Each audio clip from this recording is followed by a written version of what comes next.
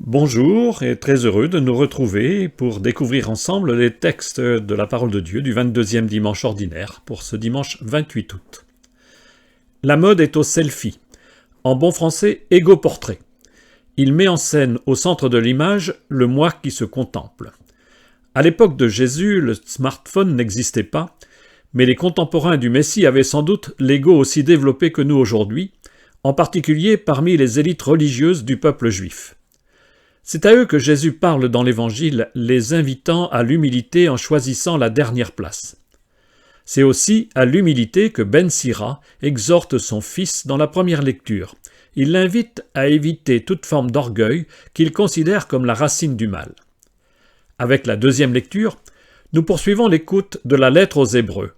Elle offre une méditation sur la foi comme chemin vers Dieu. Cette marche déjà commencée nous conduit vers la lumière du Christ. Mettons notre cœur à l'écoute de la parole qui nous invite à nous débarrasser de l'orgueil pour vivre l'humilité de la foi et commençons par la première lecture.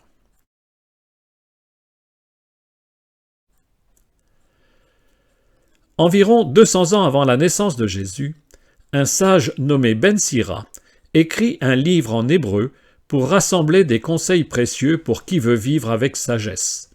50 ans plus tard, son petit-fils qui vit à Alexandrie en Égypte reprend l'ouvrage de son grand-père qu'il complète et traduit en grec. C'est une de ces pages qui est proposée à notre méditation ce dimanche. La première lecture se lit dans le chapitre 3 du livre de Ben Sira qu'on appelle aussi le Siracide ou encore l'Ecclésiastique. De ce chapitre 3, nous lisons les versets 17 et 18, 20 et 28-29. Mon fils, accomplis toutes choses dans l'humilité et tu seras aimé plus qu'un bienfaiteur. Plus tu es grand, plus il faut t'abaisser. Tu trouveras grâce devant le Seigneur.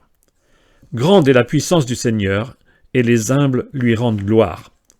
La condition de l'orgueilleux est sans remède, car la racine du mal est en lui.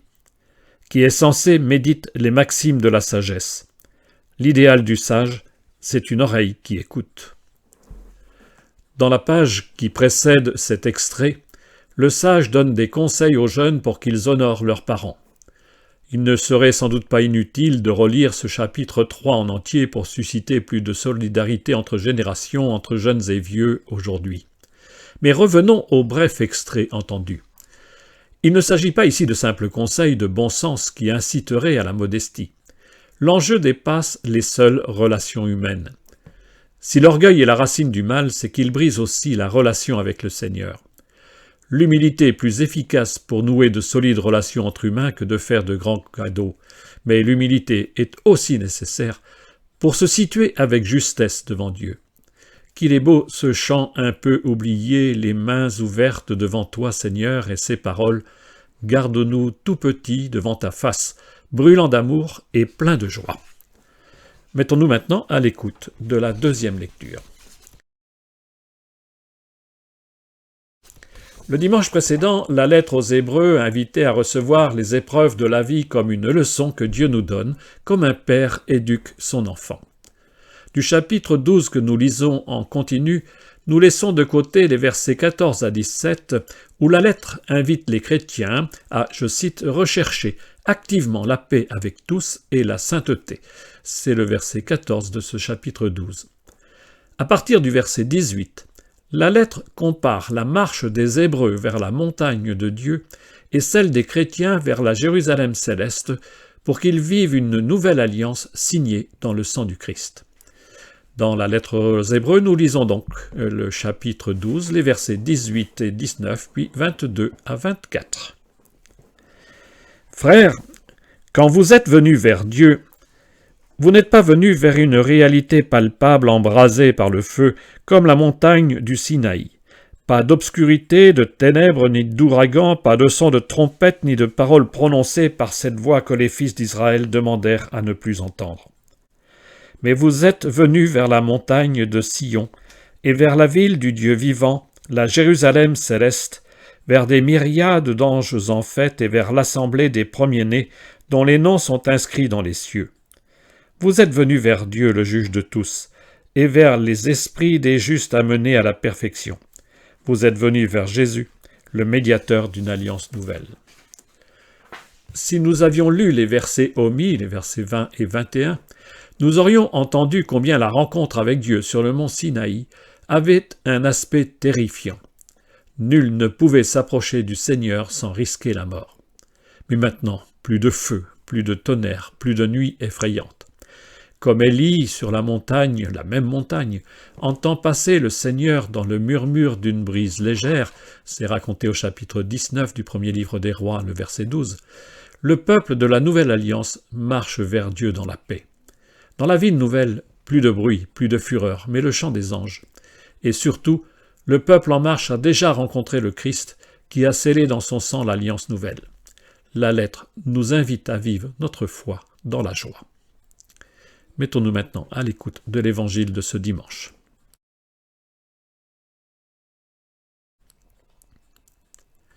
Jésus marche vers Jérusalem. Le conflit entre lui et les autorités religieuses s'envenime. Le voilà invité à partager le repas chez l'un de ses chefs, un jour de sabbat. C'était la coutume des élites de se réunir le vendredi soir pour discuter entre eux. L'invitation n'est guère sympathique car Jésus est clairement mis en observation. Croyez-vous que Jésus a fait profil bas ce soir-là? Au contraire, il fait dans la provocation. Voilà qu'il guérit un malade qui s'était introduit dans cette maison sans y être invité. Nous n'entendons pas ce récit de guérison raconté en Luc 14, les versets 2 et 6. L'homme guéri, Jésus le renvoie, et la discussion peut commencer. Mais Jésus seul parle. Nous lisons cet enseignement de Jésus dans le chapitre 14 de Luc, le verset 1, puis les versets 7 à 14. Un jour de sabbat, Jésus était entré dans la maison d'un chef des pharisiens pour y prendre son repas, et ces derniers l'observaient. Jésus dit une parabole aux invités lorsqu'il remarqua comment ils choisissaient les premières places, et il leur dit « Quand quelqu'un t'invite à des noces, ne va pas t'installer à la première place de peur qu'il ait invité un autre plus considéré que toi.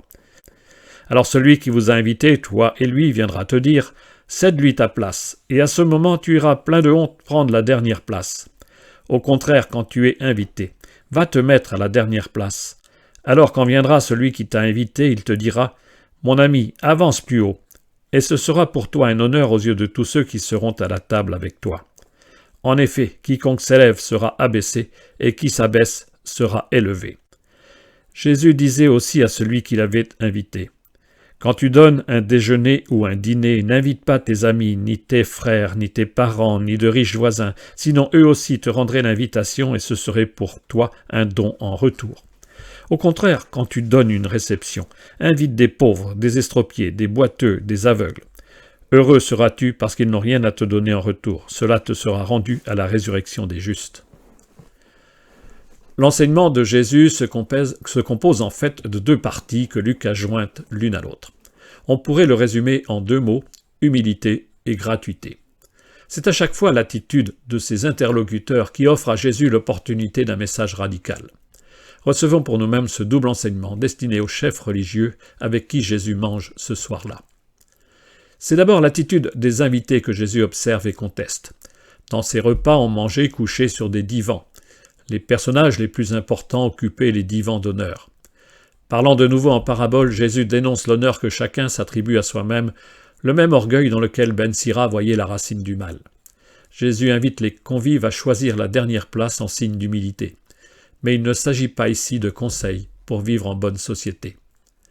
En effet, Jésus évoque l'invitation à des noces. Or, quand Jésus parle de noces, il est bien question du royaume de Dieu, de la relation avec le Seigneur, dès maintenant et jusque dans l'éternité. Dans la maison de Dieu, chacun a sa place, et si on y exerce quelque mission, ce ne doit jamais être pour se mettre en avant. Quiconque s'élève sera abaissé, et qui s'abaisse sera élevé.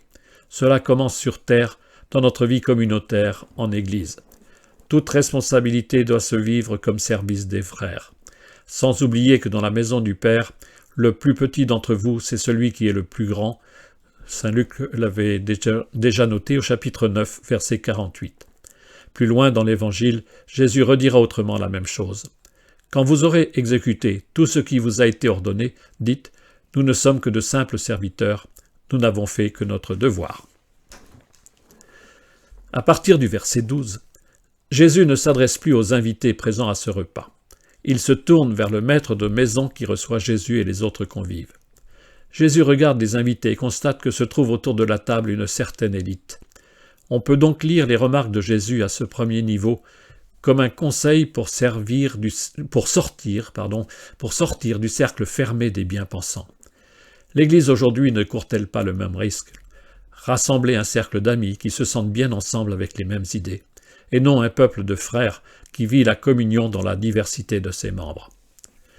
Mais là encore, on peut lire l'enseignement de Jésus de manière plus profonde encore. Pour cela, il faudrait lire la suite, les versets 15 à 24, que nous n'entendrons pas.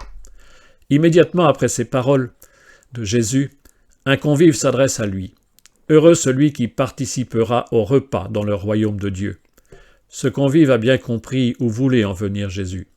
Alors celui-ci raconte une autre parabole. Un homme donnait un grand dîner, mais tous les invités se récusent, ils ont des choses plus importantes à faire.